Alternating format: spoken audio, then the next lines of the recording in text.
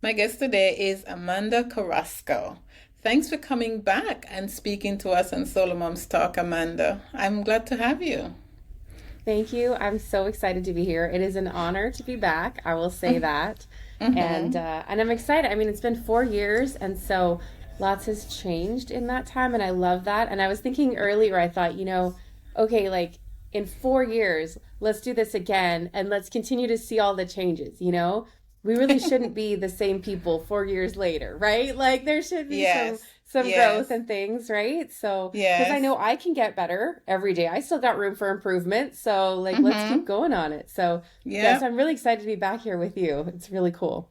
that's pretty awesome. And yeah, I've seen a lot of growth online with you, and I'm very excited to talk to you and to see what you've been up to since our interview. And because I believe that will give solo moms some encouragement if they're feeling Mm. stuck. Yeah? Yeah. Yeah, Yeah. So maybe okay. that's a good place to start is that, I am a single mother of four. Two of those children have now become adults since I was last Mm. here. So I Mm-hmm. have two adults and still two minors. So we're getting to the end of this season, where you have Mm-hmm. dependent children in terms of a legal sense. But I mean, certainly there's a dependence that's lifelong, like I'm 46 and I still need a mom and that kind of thing, and I'm grateful for Yes. my adoptive mom that has taken me in, and at 46, and she's like, yeah, I'll take you. Aw. Yeah, it's good to have someone like that when, the birth mom's not around or. Yeah. And So, it might be because yeah. it's not a healthy situation, or could be geographical things, or it could be, a loss of a parent, right? They passed away. Mm-hmm. So we still kind of need those areas of our life to be filled. And so Yes. it's great that people can kind of step into those gaps.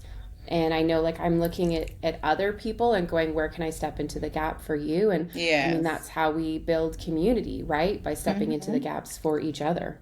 Yes, yes. And it's interesting that you should mention that because a lot of times we yearn to have children, and I've seen people say they regret not having children because now it's too late, but Mm, you can always parent someone, right? yeah, absolutely. I know Yeah. several different, couples that don't have any biological children, but yet they're showing up in other, Mm-hmm. people's lives and just kind of loving on them. And we Yes. discount that too much, I think. Like, I think that's Yeah. something that's very, very important. So, Yes. however you're pouring into someone's life, just because you're not biologically related doesn't Mm-hmm. mean that it's not as effective or as helpful, or doesn't really matter because you're not connected by your DNA. No, Yes, it's not that's that. Those true. heart connections can sometimes be stronger than the Yeah. DNA connections. Yeah, that's very Yeah. true. And and I want to ask you, you mentioned that your children, some of them are adults and two of them are younger. And I started this podcast during when my two youngest were in their teenage years. So the teenage transition to young adult is kind of my sweet spot. What Hmm. has that been like for you? It Raising has been, teenagers especially. yeah, no, it's been great, honestly. Um, I think like the teens and then teens into adulthood have definitely been my favorite stage. I know a lot of people are very scared of those stages because Mm-hmm. I mean there's a lot of growth and transition that happens for everybody because they're trying to find themselves and their independence while still being dependent, and Right. you're trying to figure out this balance of like how much freedom do I give while still being in charge, and what does that look Mm-hmm. like? The thing for me though is like when my kids were really little, I mean, it was exhausting, like physically and mentally and emotionally, because like you cut their sandwich wrong and they're throwing this massive tantrum, or, and for me, being a logical person, it was so frustrating because I just wanted to reason with them, and be like, but it just can't be like this right now. Mm-hmm. So I found it very I found it easier as they transitioned to being older, and we could talk things through, and be like, okay, like, how are you feeling about that? Now, that being said, that makes me sound like such a great parent. My kids are really great, partly because of me and partly in spite of, like, um, but so I learned a lot with my first two. I learned a lot with them, and the communication piece being so essential. But yeah, like being able to talk and when I as my kids were getting into their teens, that's actually when I learned about restorative justice, and that was critical for me as a person in my own healing journey from harm that I experienced. But it also was really integral into my parenting because all the principles that I learned about bringing people together, I started practicing with my kids. And so we would have family circles to address conflict. Mm-hmm. When there was conflict between the kids and each other, when there's conflict between me and the kids, as a family, like we would have just family circles. And then we started using them too, just as like regular check-ins and like, okay, let's have a circle up. And I want to know what's the best part of your day or what's your biggest struggle right now. There's not a conflict, Mm-hmm. but I want to be connected to you. And so we would use circles in that way. So my, learning on that path and my own personal healing really sort of overlapped and grew me as a parent, because I was healing from the things that I had experienced as a kid because, my parents made mistakes. There were people outside of our home that caused harm, and that stays with you. As much as you Yes. look at like things your parents did and you don't want to do them, like, oh my gosh, like you're like, I am Mm-hmm. just like them in so many ways, right? Because it's what Yeah. you knew. It's what you've Yeah. you've been raised with, right? Yeah. That's what you've been taught. So why would you Yeah. expect something different? But just Yeah. because you can see it and go, this is something they did, I don't want to do that. Like I don't want to yell at my kids. Like if you've been yelled at, chances are you're probably going to yell at your kids. And it's not like a guarantee, but just, in terms of statistical data, you're more likely to because it's how Yeah. you were raised, it's what you knew. So Yeah. even if it's something that you don't want to do, you know it, and that's what's going to come out unless you do the work. And that was the thing Yeah. was it was, recognizing the unhealthy things, naming them, and then tearing them down and rebuilding because you got to Yeah. replace them. And it's like, okay, well, if I'm Yeah. not going to yell at my kids when I'm angry, what do I do? Like I don't know. I don't know how to do Yeah. this. Yeah. So I yeah, so it's yeah. learning all those new things. Mm-hmm. Mm-hmm. I think the key is to recognizing that moment when you're being your mother kind of Mm-hmm. thing, Yeah. and catching yourself, and then, rewinding that and being you, Yeah. you know. I Yeah. think that's the key, right?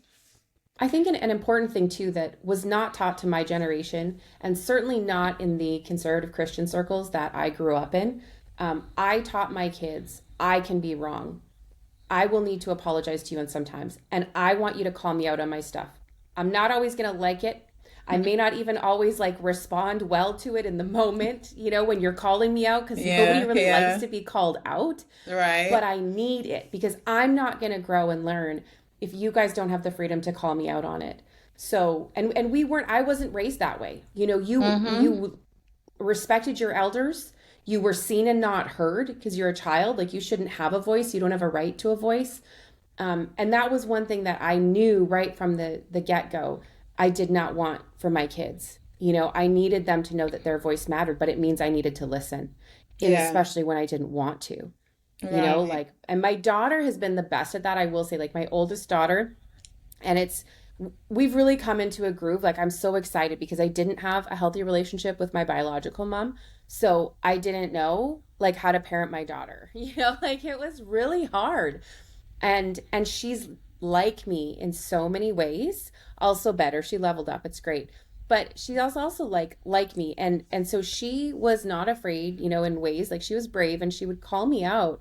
And I mean, I didn't like it, I mean, she was right most of the Yeah, time. But I had to like sit with it and kind of go, okay, is she right about this? And what am I doing wrong here? And what do I need to change? Right. I found honestly that with my kids, the things that needed to change the most in terms of their behavior was me. mm, I was the biggest force in terms of that guidance and whatnot. So a lot of the parenting classes and things that I went to and learned from, it was all about me changing my ways. We all want to go and be like, fix my kid. They're disrespectful, they're doing this, they're doing that, they're breaking rules, they don't talk to me, they whatever. They're isolated, and the very best educational pieces that I found really addressed me. They didn't even address my kid. It Hmm. was all about me and what I was Yeah. doing and how I could adapt and change to meet them where they were at. And if I could do that, if I could meet them where they were at, that's when things started to change and our Hmm. relationships would improve. The kids would make better decisions. Like we all got better together. But when Yeah. I sit in this place of overlording and judgment and be like, I'm right, I know what I'm doing, you're not doing things right, like it just breaks down. Like when Yeah. we collaborated as a team, oh, and make no mistake, they always knew I was in charge. Like there was no question of Yeah. authority, but we Right. all sat at the table together. Mom still Yeah. made the ultimate decision on a lot of things, but it would be like, hey, let's circle up. We need to talk about this. Yeah. What are we going to do with this situation? What's your input? I valued what they said, and they felt like a contributing member and part of the team. Yeah. So I think that those were really helpful. And so I do have a good relationship with my kids. I love them. They're the most important, people in the world to me. And we didn't have difficult teen years the way that a lot of people do. There wasn't the rebellion. It was super funny because we'd laugh. Like I really like to dance. And so I would go out with a girlfriend and my daughter's like curled up with a book and she's like, Mom, don't stay out too late, and I was like, this is wrong. This is so wrong. you know, we have this That's role funny. reversal. It's so weird. Yeah. She's a Yeah. homebody and I was like, whoa, I want to go have Yeah. Yeah. Yeah. fun. That So is yeah, we great. laughed. And yeah, I hear you. I hear you. I hear two things in what you're saying, especially when it relates to our young adults, is I hear respect and I hear humility and I hear third thing, communication. And I think Mm. those three words describe what you're talking about. What do you think? Yeah, no, I totally agree with that. And I think the thing is that as parents, and even when we're in positions of leadership, period, we look at those that we have authority over and we expect those things from them because I have Mm-hmm. this position of authority. But you Right. don't actually deserve them if you're not giving them to the people that you have authority over. Mm-hmm. So Mm-hmm. so we miss that, and especially as parents, we feel like we're entitled to certain things because we're the parent. I birthed Mm-hmm. you, I brought you into this world, like no, it doesn't work that way because they're people. They're individual people. They have their own Yeah. ideas and sets of values and, thoughts and beliefs. They are no longer me. They are not in my body. They get to be independent human thinkers. I Yeah. don't get to tell them what to do. Two of my kids have decided that they wanted to change their names. Like one of them goes by her middle name, and that was a hard transition. Like, I gave you that name. What do you mean you don't want to be called Mm-hmm. that anymore? Like it was like, what the heck? So that Mm-hmm. was a really hard transition. Um, and then it was actually beautiful. My youngest decided, that they were looking at, maybe having a different name, being called by something else. And so we had a conversation about it. And I actually told her that, when I was pregnant with my first child, that I'd had a different name picked out. And my husband at the time, like, absolutely overruled and said, absolutely not. That's not it. And it was funny because she's like, I really like that name. And I was like, me too. So guess what she goes by now? That name. Awesome. So More that was an revenge. easier transition. Yeah, I was like, okay, I'm on board. This was the name I wanted in the first place. Yeah. So, I mean, Yeah. I'm not gonna lie. I did feel kind of like I got my way. Yeah, Mm-hmm. let's Mm-hmm. be honest. But she's embraced it and loves that name, and so it's really great. Like I love that. So, Yeah. oh, I think you froze on my end. Oh, there you go. Are you Pretty back? awesome. Are you there? Yeah, I'm here now. Yeah, we kind of froze out for a minute. Yeah, and I don't know why. Like my Okay, it's internet all right. connection shows Yeah. full everything, so you're gonna have to do a little bit of editing. Sorry, I'm making work for you. No, I think Riverside's pretty good at catching up. So I Oh, think we'll okay. be all right. Okay. Yeah, I think we'll be all right. Awesome. Okay. So, um, we've talked about parenting, but I want to talk about something that, as you know, I've been surrounded with, and we've been surrounded with in this solo mom space, which is um childhood hurt and healing. And I am going to just say that you wrote a book about your journey, and I really want to talk about that. So Sure. let's talk about what prompted you to write the book in the first place. Right. So I did. So the book is called Becoming the Brave One: My Journey to Justice. And it's sectioned into two parts. So the first part is about the journey through the harm. So it's talking about the experiences that I had as a sexual assault survivor and also as a family survivor of homicide. So it goes through, just kind of like what those experiences were, my childhood growing up, and those different things. And then part two is sort of a journey through the healing. So there are trigger warnings through the book just to help, caution people because, I know I've experienced things while, watching a documentary, reading a book, and so I just wanted people to be aware. I want to be trauma informed in terms of the care, right? It's about care for people. And hey, this might impact you in a certain way. So I want you to be aware of that.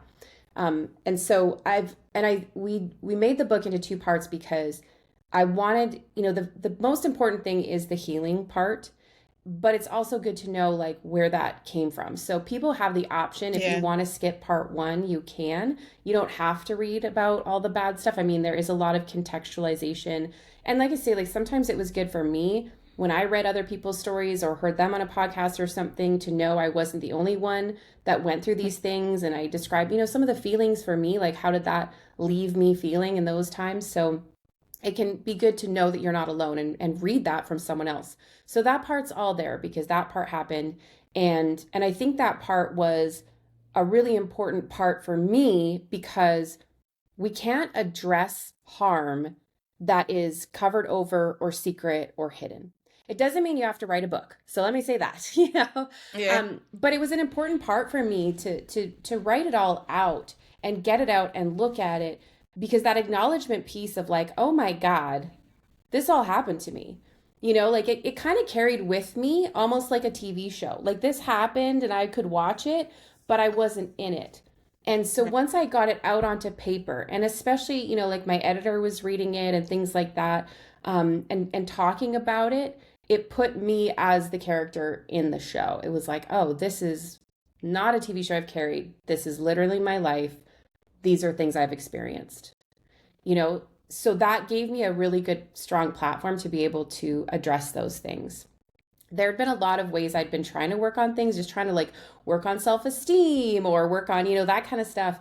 But like when you've experienced trauma, it's a different level. And, because there's societal things that are going to tell you you're not pretty enough, you're not smart enough. And, you can work on those and that's great. And you should, because we definitely live in a society that a lot of times is going to compare you and try to tear you down. So you got to find a way to not wear those labels.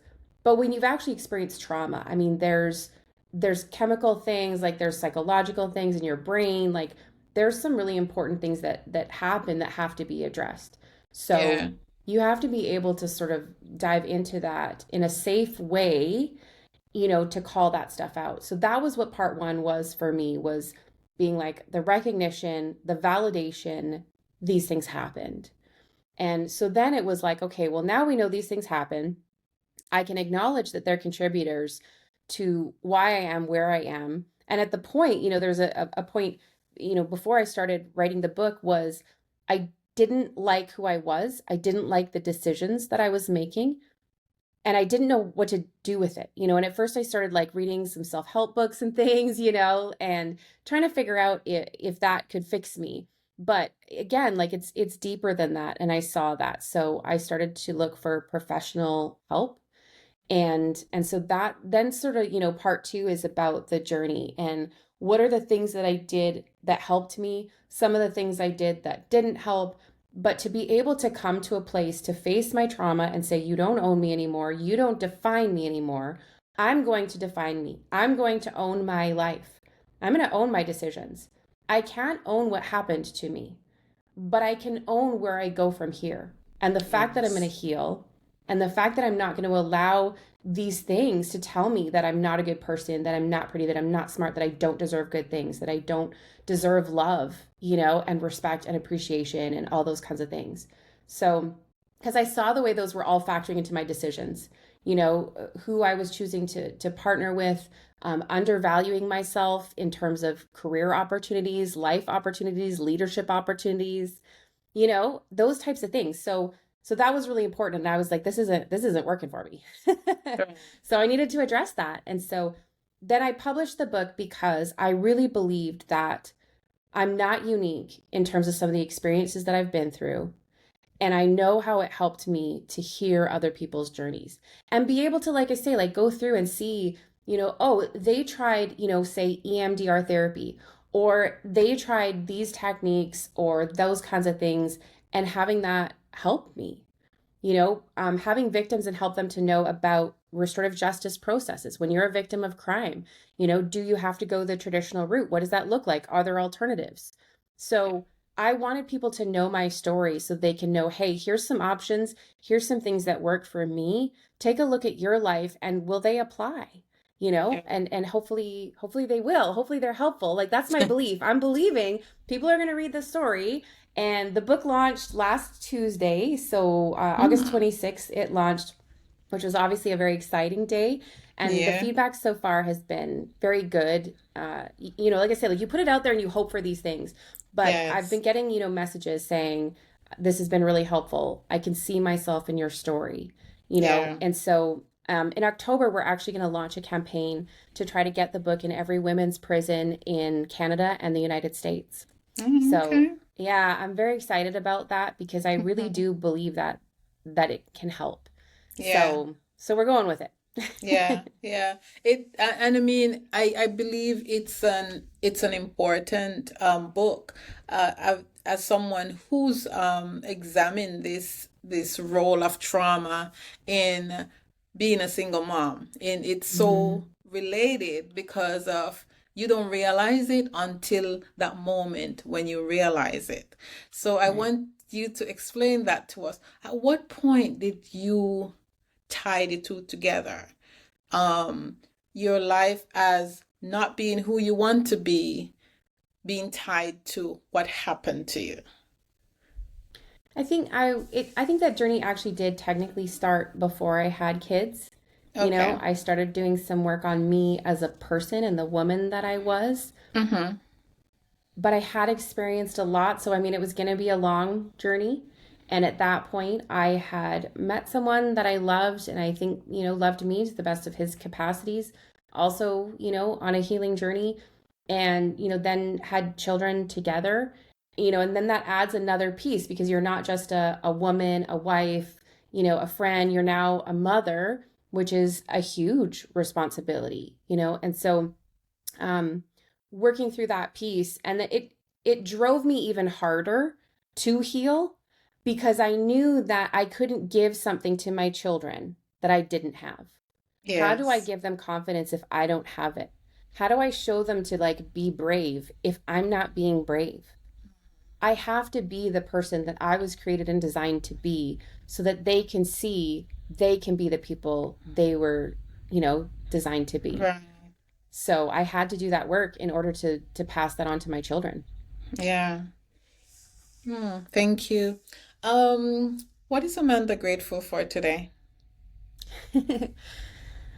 I am grateful for, oh my gosh, like so many things, honestly. So many things.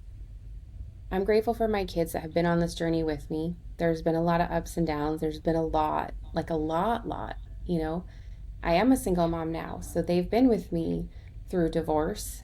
They've been with me through being brave and failing, and sobbing on my bed, which I part don't want them to see and part want to be human. You know what I mean? Like, Mhm. yeah, so navigating all of that space, I'm grateful for the opportunities and people that have poured into my life that saw value in me even when I didn't see it in myself and encouraged me and pushed me, My friend Bob, he was a huge encourager and said, like, Maddie, you got to write your story.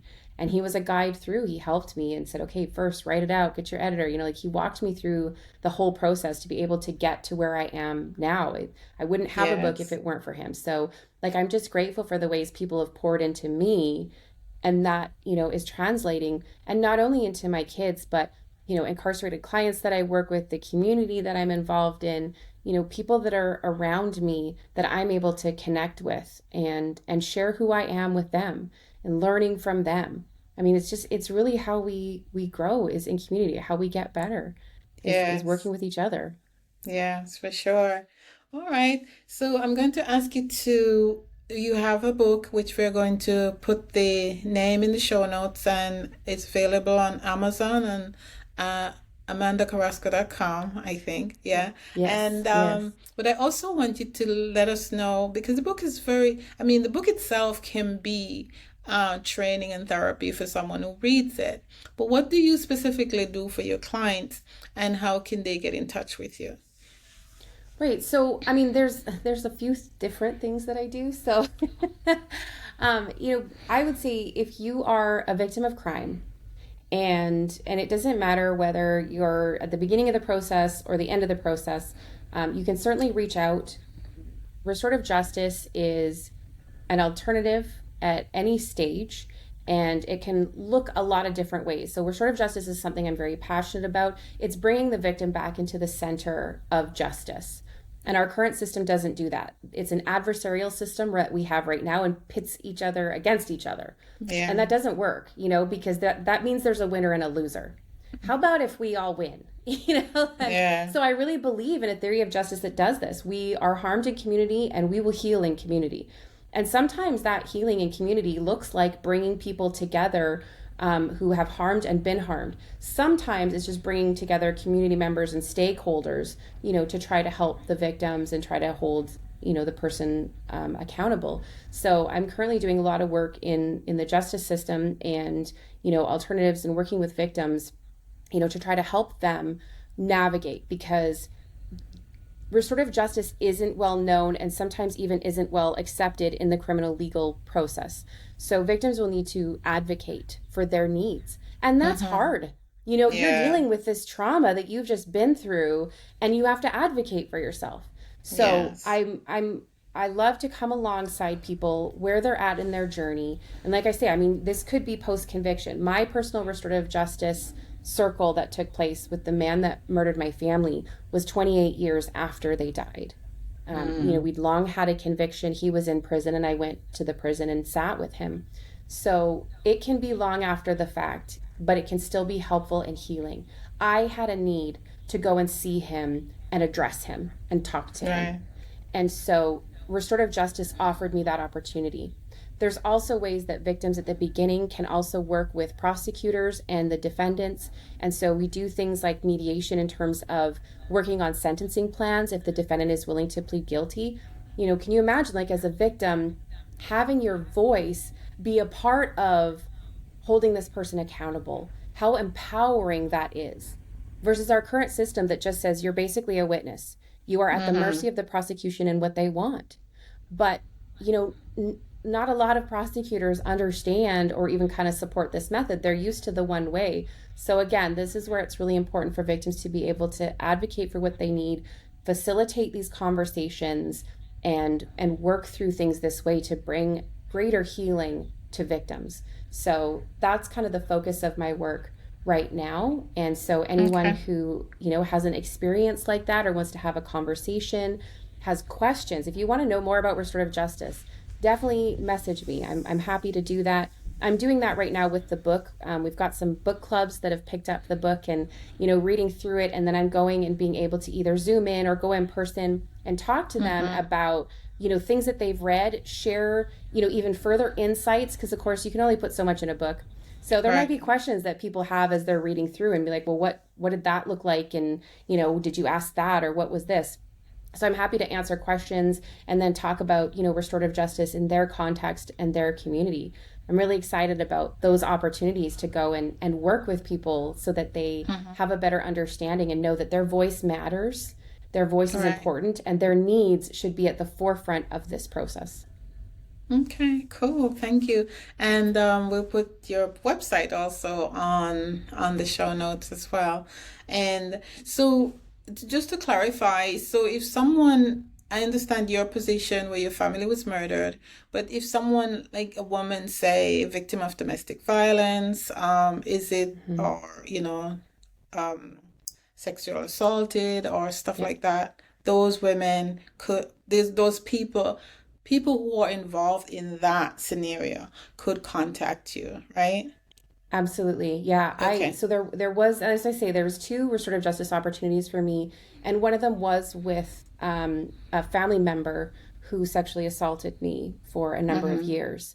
So it's definitely something that applies to sexual assault.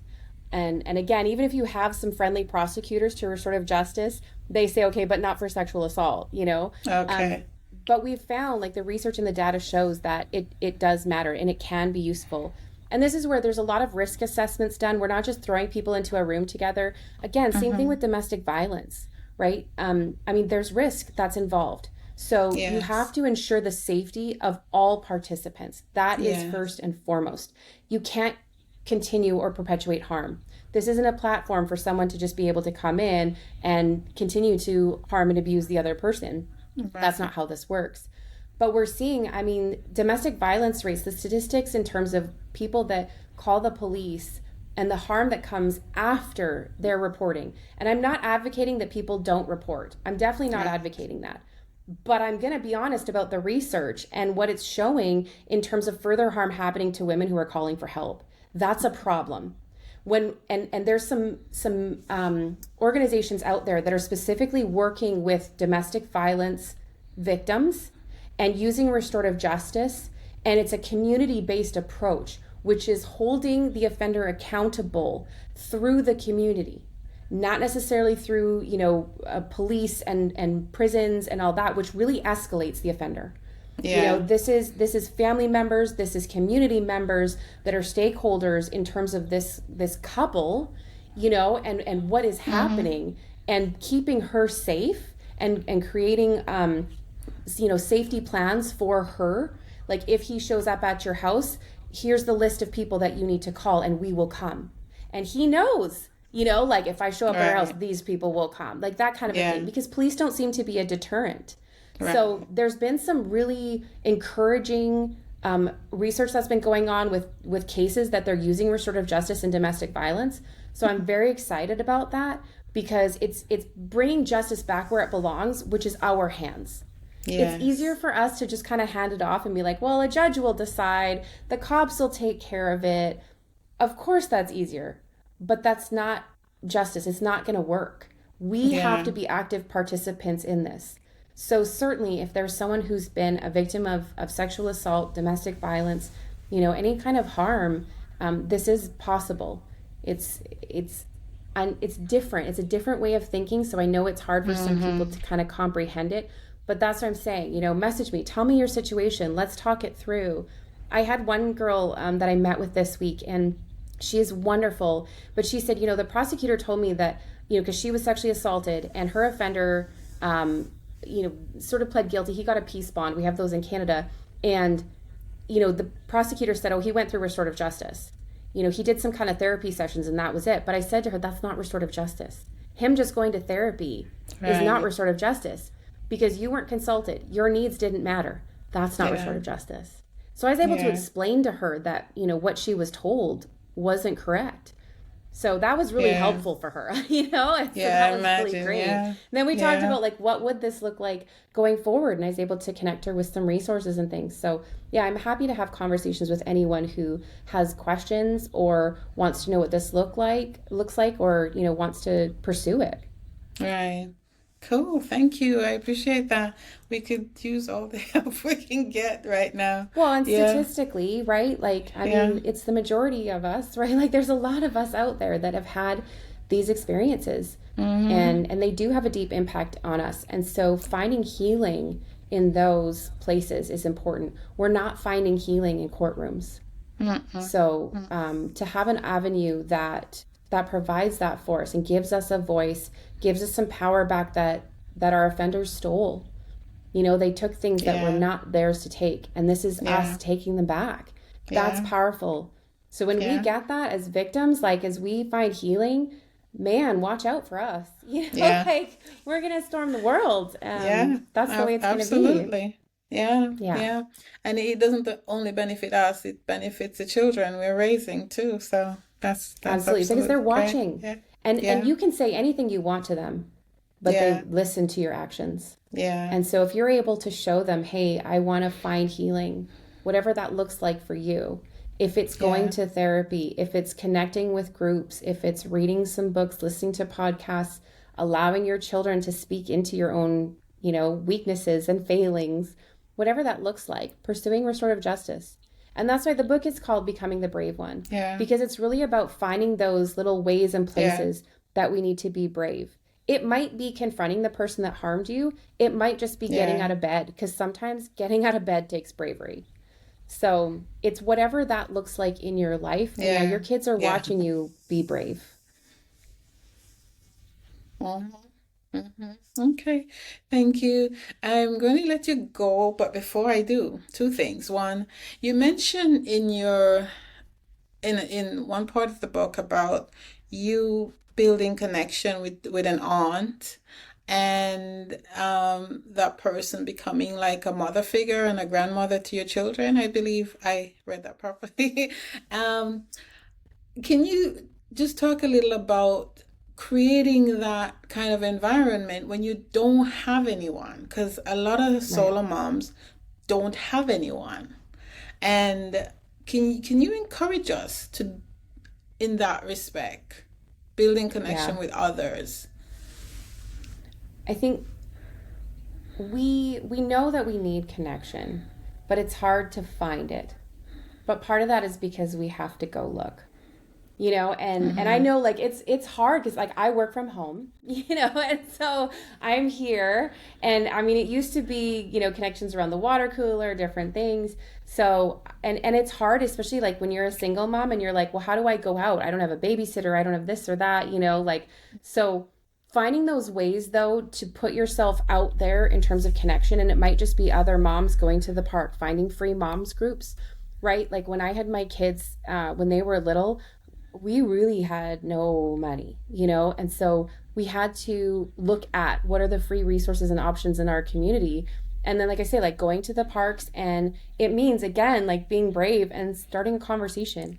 You're going to meet lots of Yes. people that are not your people, but you're going to meet some people, you're going to find some people that are on their own journeys, that, you know, do want Yeah. to heal. And they might be people in your own family. At one point we did move geographically, and that put us in a closer context to some family members that are, like, you know, healthy and helpful. So that was a great thing, but you can't always physically move. So Yes. but I really do believe like there are healthy people out there, but they're not going to show up on your doorstep.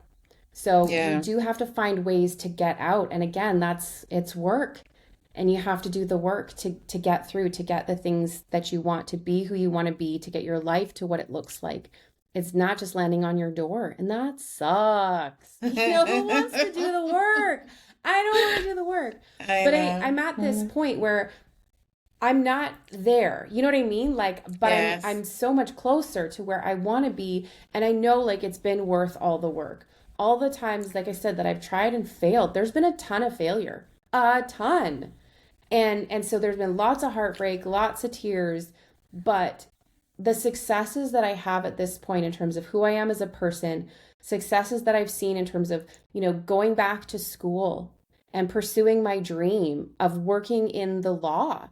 I wanted that as a teenager. And I didn't believe that I was good enough for it. I didn't believe I was smart enough. You know, my mom was a single mom. We didn't have money. Like, it just, this isn't going to happen. And I totally let that dream die until I didn't, you know, until I went, actually, this is what I want to do. And so I Yeah. started pursuing it and continuing to pursue it, and finding those opportunities. You know, I got student loans the very first program that I did when I went back to school. And so I made it work. And I'm thankful for, I mean, the Canadian government was really helpful in terms of supporting single parents with student loans and stuff. So there's lots of different opportunities out there, but again, you got to do the work. You got to apply Yeah. for the scholarships. You got to apply to get into the school. You've got to get up every morning, get the kids ready, do their things, then do your thing. It's exhausting. It's Yeah. exhausting, but it's Yeah. absolutely worth it. I wouldn't Yeah. trade it. Like, I'm so Yeah. glad that I did that every day to be where I am. Yeah. Yeah. And you have to believe in yourself, right? You have to Oh my believe you can gosh, do it. yeah. Yeah. But and that's what I say, like this journey Yeah. started so long ago with just realizing I didn't like who I was, and as long as having those beliefs, nothing else is going to change. I'm not going to get up Right. and pursue going to school and changing my, whole vocation and career to go after what I was dreaming if I didn't think I deserved it, if I didn't think I was worth it. Yeah. It's just like, well, why? Why bother? Yeah. So Yeah. yeah, it's this whole all these pieces that kind of interlock like little Legos that build this giant tower. And it feels like if you're looking at a graph, it feels like to me looking backwards that the success of who I am as a person kind of started off very plain, like very straight. And then you reach a point where it starts to incline and it goes up and up and up and up and up and up, and then it goes up exponentially once you reach a certain point. And I was like, oh my gosh, it feels like liftoff, like you're going along and along and you feel like you're Yeah. not getting anywhere. You feel like there's setbacks because there will be, but you keep pushing and eventually you're going to start getting these, little liftoffs until the big liftoffs. And then it just keeps going. Yeah. And when I'm who I want to be too, I'm attracting those people around me. You know what I mean? Like True. I don't know if like you've been around people Yeah. that are Eeyore, and it's like, oh, I'm sad for you, but I really don't want to hang out with you, because you talk all the time about how horrible your life is, and Hmm. you're not even willing to do anything to change it. Like it's like you've accepted Right. that. I don't Yeah. want that. So you got to Hmm. be around people like I say that are continuing to drive, and you'll continue to meet people as you do that. Meet people in your classes, that you Yeah. decide to go back to school, or meet people in the new job or the moms group you decide to join, Yeah. and you encourage each other. It's all about community. Oh my gosh, Hmm. all about community. I'm so happy that I connected with you again because man, you just full of it in a I good way, in a was gonna say good I'm full of way. something, that's for sure. Well, you have to be full of something. And Yeah. in this respect, it's awesome. It's just pure awesomeness. And I Thank really you. appreciate you, Amanda, for coming and just sharing your time with us. And please check out Amanda's book. Tell us the title again. Yeah, becoming the brave one, my journey to justice. Yes, and follow Amanda on Instagram. You're on Instagram, I Amanda. am, yeah, Amanda the Yes, brave one. yes. Okay. All Yeah. right. So I appreciate you coming and just, hanging out with us on SoloMoms Talk. Any parting shots? No, just look at whatever it takes to be brave for you today. Whatever that looks like, putting your shoes on, spending extra time with your kid, self-care, signing up for school, whatever that looks like for you. Bravery is a different journey for all of us, Mhm. but it's important to be brave. Yes. Thank you, Amanda. I appreciate you. Thanks for having me back. I can't wait again in 4 years to come back and we'll be Yeah. talking about all the things. For sure. It's really insane because the amount of time I thought to myself, nobody wants to hear this anymore. I'm just not going to do this anymore. Mm, And then I sit down with someone like you and I'm thinking, why wouldn't I? Why wouldn't mm-hmm. I do this? Yeah. So I'm so happy. And yes, 4 years more. Oh, that's great. Thanks for Yeah. continuing to be here, continuing to show up. Be brave, even in those self-doubt moments, right? Yes. Like we all Yes. have those. We all have Yes. those. What am I Yes. doing? What am I Yeah. doing? Yeah. Appreciate you. Oh, thank you.